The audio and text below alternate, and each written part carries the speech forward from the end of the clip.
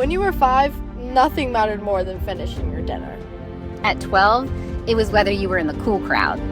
Somewhere along the way, it became what you were wearing, what people thought of you, whether your stuff impressed anyone or everyone. And now, bedtime doesn't even make the list. But how much money you have, that one just keeps climbing. And here's the thing, the things we care about most keep changing, but that we care about something deeply and urgently, that never stops. St. Augustine said, all sin is just love out of order. Not loving the wrong things, but loving the right things too much, or too little, or in the wrong order. So if your priorities have rearranged themselves a dozen times since you were 5, who's actually in charge of the list?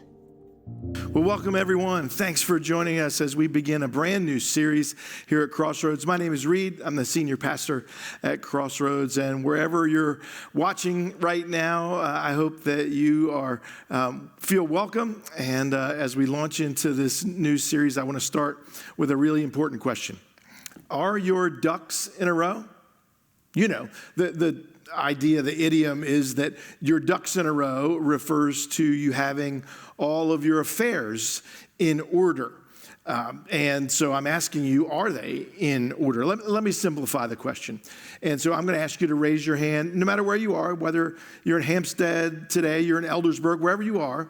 I want you to answer this question honestly.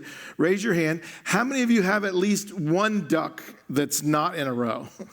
One out of place duck? Yeah, some of you, maybe all of us would say that. How many of you feel more like your ducks look like this? Yeah, like a big chaotic. How many are sitting next to someone whose ducks? No, don't answer that. Take that down. Let me simplify the question in a little bit and ask a follow-up question. When it comes to ordering our ducks, who gets to decide what order is the best? Could you feel some connection to that video that we played that highlighted the things that are the most concerning at different ages? They change, right? What's most important in one season of our lives turns out to be not so important later. You know what I loved? I loved that bedtime started at the top and then went almost all the way to the bottom and then came all the way back up again. And then by the time you were 80, it was very, very important again. And so if I want to order my most important ducks, where do I start? If we wanted to take on this idea of reordering some things in our lives, getting our ducks in a row, where would we start? Well, with fall just around the corner, and the transition sometimes between summer and fall feels like the appropriate time to ask these sorts of questions. Before I make any new commitments, before I fill up my calendar, before I make assessments about what I'm going to do and what are my priorities, we often step back and ask the question, how can I do it better? How can I make better choices this fall as I start this new year? Even if you don't have anybody going back to school, it seems like that this transition brings up some of those questions. So whether you're thinking about reordering, rethinking, replanning, what is going to be at the top of the list? I would say this, that your schedule is super important. Where you're going to spend your time and your money and your gifts and your talents, super important. Family, your job. But probably there's one duck that we need to get right in order to make all the other ones make any sense. The one thing that might make the biggest impact, the top duck, might be reordering our loves. And that might not even be a topic that you've ever thought of. This series over the next 3 weeks, Ducks in a Row, is all about reordering the way that we love things. And I'm going to try to describe why that is so important. It's so important, one, because of the power of love, but two, because Jesus talked about it with his disciples, and they passed it on. And the scriptures talk about the power of loving the right things first. Now, as far as we can tell, the idea, that phrase of ordering our loves comes from the 4th century, comes from someone named St. Augustine. And I have a picture of St. Augustine. I'm not sure how he would feel about that picture. He looks sort of upset. I'm not sure why. Maybe his ducks are not in the row. I'm not sure. But he, in the 4th century, so 1600 years ago, wrote about the importance of the order in which we love things. And the reason he wrote about it was, in his day, there was a sort of philosophical debate going on about how to answer this question. The question was, if nobody sets out to be miserable, we'd probably agree with that, right? Nobody sets out to be miserable. Why are so many lives characterized by conflict, frustration, and unfulfilled longings? So this is the question that sort of sparked the idea that comes up with the theme that we're talking about. And when I look at that question, I think, this is in 1600 years ago. And I think, golly, people are still trying to answer that question. If nobody sets out to be miserable, why are so many lives characterized by these things? Well, St. Augustine said, 1600 years ago, that the answer was disordered loves. Disordered loves, loving the wrong things in the wrong order, is why this happened. He summarized it this way: we love less important things more, and more important things less than we ought to. Now, when you think about what we ought to do, go back one slide here. What we ought to do means that there is a right order, that there is a more advantageous order. There's a correct order in the way that we love things. Ultimately, St. Augustine would attribute the ought to God. And therefore, he came up with what's one of his most famous quotes, which is that sin, in its essence, is just disordered loves. Now, what if he's right? What if the question that was being asked in the 4th century, that's still being asked today, why do we have so much difficulty having our lives produce the kind of peace and joy and hope and courage that we desire? What if he was onto something? That it is not that we need better schedules or better bank accounts. What if really the crux of the matter is that we have our loves out of order? And if none of our rethinking, replanning, reorganizing will amount to much unless we focus on the first duck, the top duck. So, you're invited. Over the next 3 weeks, before the fall schedule descends upon us, join me. Join me in asking God to help us reorder our loves. Well, where would we start? If we wanted to undertake this exercise, where would we start? Well, we'd start with Jesus. Because as I said, he had a lot to say about the power of loving the right things and loving the right things in the right way and in the right order. One of the places that Jesus talks about that is in Mark chapter 12. Mark chapter 12 is a chapter in which Jesus is making people uncomfortable. He has a way of doing that, especially with people who think they have all the answers. And in this chapter, we're going to pick it up near the end, but I want to give you some context as we launch into it. He has had several different conversations with several different groups. See if you notice a theme that they all had in common. So far in Mark chapter 12, the chief priests want to arrest him. The Pharisees want to debate him. The Sadducees want to trick him. And if I was going to ask you what is the common theme with all of these groups of people, maybe you know a few of them. The truth is that they're all religious people, that they're all, in their day, the people who others looked to explain faith, to guide them in their spiritual journey. Now, they disagreed with each other a good bit, but they were all disagreeing with Jesus. And so whether they're debating or whether they're trying to trick him, Jesus is making them feel uncomfortable. And so we pick up the story in Mark chapter 12, verse 28, and someone else who's called a teacher of the law comes up and asks Jesus a question. So Mark 12, verse 28. One of the teachers of the law came and heard them debating. Noticing that Jesus had given them a good answer. Hold on. So Jesus is debating and talking to these people, frustrating them. Well, the last answer that he gave was to this group called the Sadducees.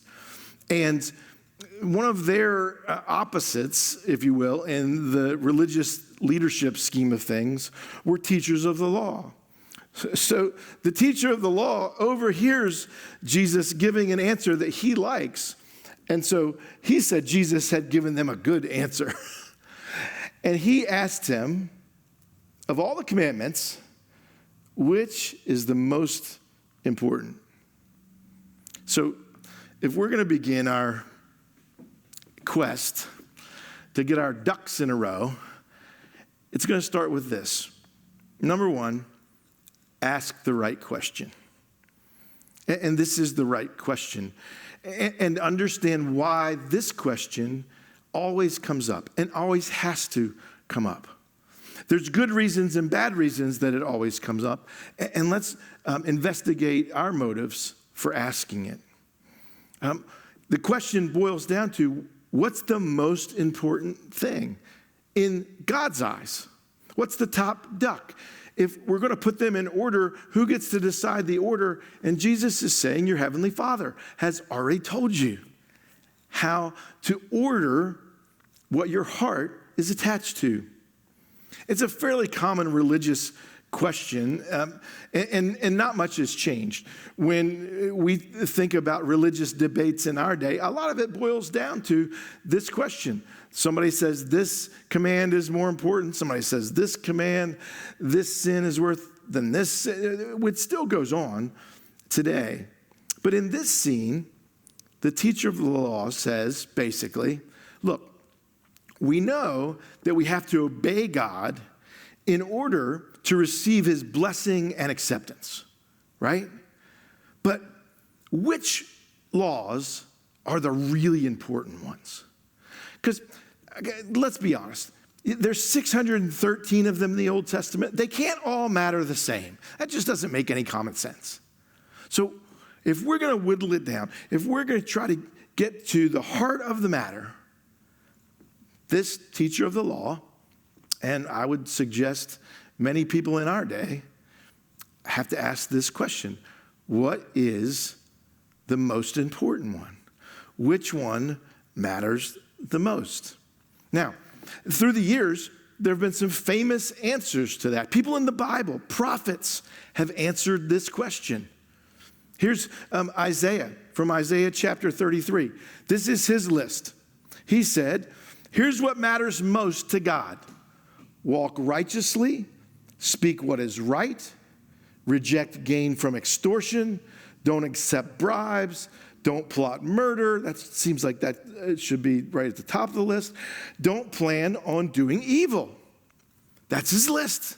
He says, the right question is what matters to God the most, and this is his list. Same time period, about 7th or 8th century BC, another prophet, Micah, he boils it down to 3.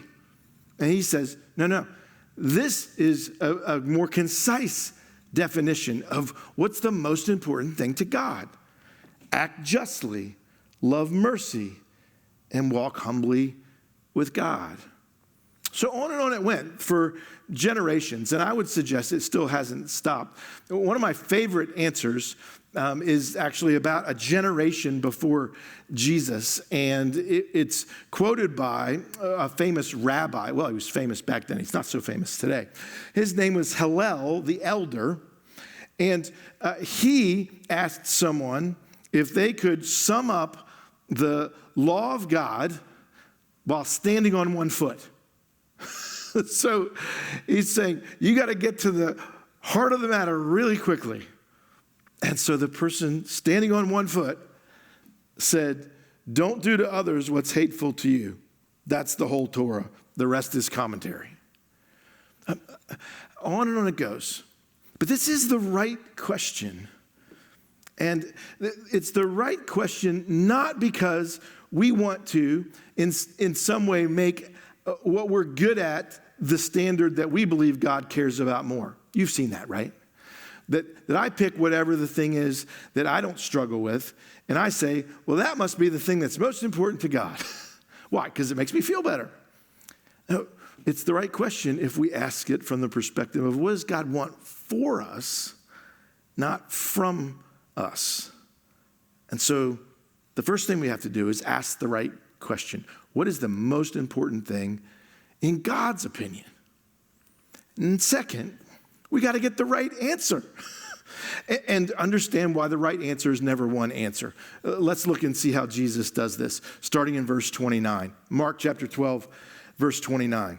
The most important one, I think this is so interesting, answered Jesus, is this. Hear, O Israel, the Lord our God, the Lord is one. The Shema. Next line. Love the Lord your God with all your heart, with all your soul, with all your mind, and with all your strength. And that sounds like it should be good, right? Because he said this is the first one. And then he says the second is like it. Love your neighbor as yourself. There is no commandment greater than these two together. Now, this is a critical juncture in our journey to get our ducks in a row, is understanding that you can never separate these two answers that Jesus gives. Jesus gives an answer. What is the most important thing in the eyes of God? And he says, love God and love people and never separate the two. Now, that might be so familiar to us that it doesn't even make an impression on you when I read it.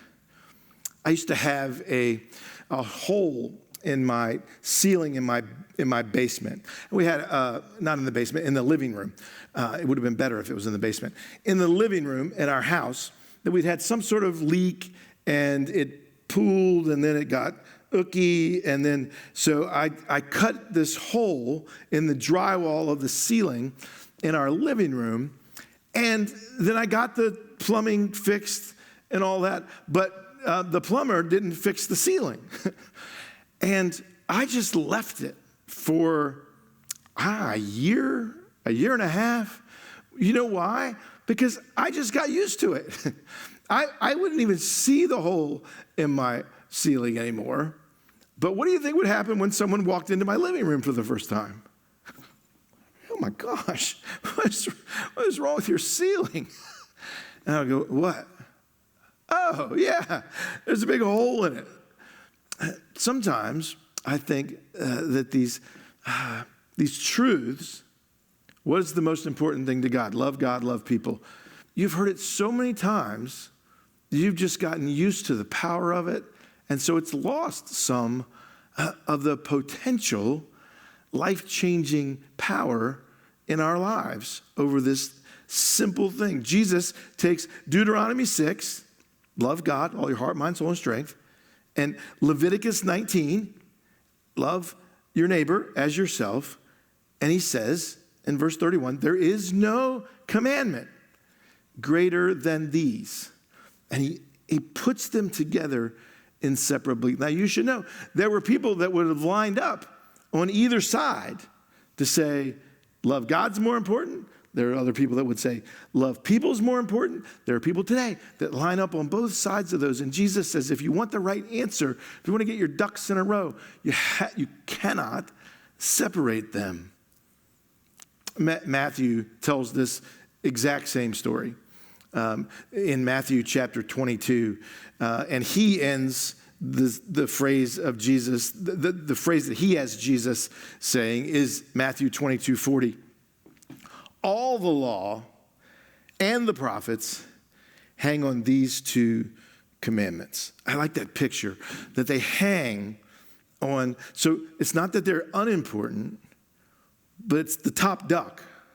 It's the most important thing for us to get right are these two commandments. You can't separate them, and you can't separate loving God and loving people, and you also can't separate love and the law. So this is not Jesus saying, forget about all the commands of God, because he says in this answer, every law is basically about love. It is basically about how much you care for other people. And if it's not, you've misinterpreted the law. If you use God's standards in an unloving way, you might as well not even have known the standard. So Jesus puts these things together, and this is, I think, why they responded the way they did. We'll get to verse 34 right at the end, but I'm going to jump ahead just for a second and say, they said, no more, we're not going to ask him any more questions. After Jesus gives this answer, and there's a debate. I read a bunch of different opinions about why they said no one dared ask another question. I mean, that's a strong statement, isn't it? Where the whole chapter they're asking him, tricking him, trying to get him to say stuff. And then he says, love God, love people. That's it. And then they said they didn't dare ask another question. Man, that's interesting. And I think, at least this is the most satisfying answer to me, is that they were afraid if they kept asking questions, he was going to get clearer on what God demanded from them. And they were plenty clear already, right? It's the idea, the more you understand, the harder it gets. So much harder, so much more convicting. Here's why I put these two sentences together. This is why it's so hard, I think. Instead of starting with the law, which asks the question, is this sin or not? Whatever the this is. Jesus says, start with love and ask, is my action loving or not? See, this one, what does love require of me, is often an obvious answer that I can't squirm out of by asking a whole bunch of tricky questions. This one, we could have debates and, all sorts of things. But I think why they didn't dare ask any more questions is because he was going to get even more clear on how simple it is of what God requires of us. What does love require of me? So, if we want to get our ducks in a row, I think we got to start here. One, ask the right question. God tells us what's the top duck. And then get the right answer. And understand that it's never one answer, it's two answers. Love God and love people. And then third, see the right response. And the right response almost always includes rethinking things that we thought we already knew. Let me read you the end of this encounter, verses 32 and 33. This is the teacher of the law responding to Jesus answering his question. He says, well said, teacher. The man replied, you're right in saying that God is one and that there is no other but him. That's a lesson. Jesus is usually right. And he's noticing that. I think it's kind of cute that he told Jesus he was right. And Jesus didn't go, I already know. He keeps going. To love him with all your heart, with all your understanding, with all your strength, and to love your neighbor as yourself is more important than all burnt offerings and sacrifices. And so his response, it shows he's rethinking something that he thought he was sure about. When he brings up the burnt offerings and the sacrifices, that is him saying, look, we are to be obedient to God, but nobody's obedient all the time. And so when we're disobedient, what do we do to close the gap between what's expected of us and what our reality is? And the practice that he was very familiar with, he had taught, was burnt offerings and sacrifices. You do religious things. And I think that his response shows he's adding it up in his mind, and he's come to the conclusion, I don't think that makes any sense anymore. How can that, and he's having an aha moment. And maybe even questioning the premise that he started with. Remember the premise that the teacher of the law asked the right question? It was, we know that we must obey the laws of God in order to receive his blessing and acceptance. And I think the wheels are turning. And he's like, what if that's wrong? And even as I say that, I think some of you are like, well, how could that be wrong? And I think that's what Jesus is driving at here. That you don't, by your obedience, earn God's blessing and acceptance. You are given that blessing, acceptance, and then asked to obey God out of that. And so I think, and I'm glad to let him go first, I think that he's really face to face with his own motives. Maybe it's because I feel like I know him a little bit. I think he's thinking, what do I really love the most? I think he's loved God's approval more than God for some years. And it's beginning to dawn on him. I think he and others like him come to grips at some point with, even when I act lovingly, sometimes it's for the wrong motive. I'm loving to get rather than loving to give. All of that leads to this emphatic exclamation point at the end of this passage. And I love it, and I'm still wrestling with it, and I hope you will as well. This is the way the whole thing ends, verse 34. When Jesus saw that he had answered wisely, Jesus sees him adding it up. He said to him, you're not far. You're not too far from the kingdom of God. And then on, no one dared ask him any more questions. What did he mean? You are not very far. He's talking about the direction of his heart in reordering what he loves and why he loves. And here's my invitation to everyone listening right now. Let's do that. No matter where you are in the Jesus journey, let's go and take up the quest of figuring out how to make sure that we love the right things in the right way, in the right order, for the right reasons. It might be tough. It might cause us to rethink some things that we've thought we've known for a long time. But that's where the good stuff is. That's where the power for transformation is.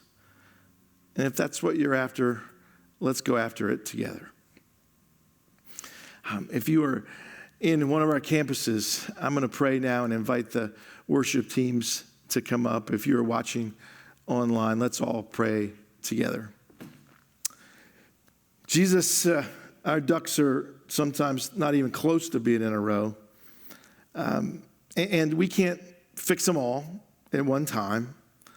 But Lord, help us to understand what comes first, what deserves our heart's first attention, what we would love first. Speak to our hearts. We're listening. We pray it in your name. Amen.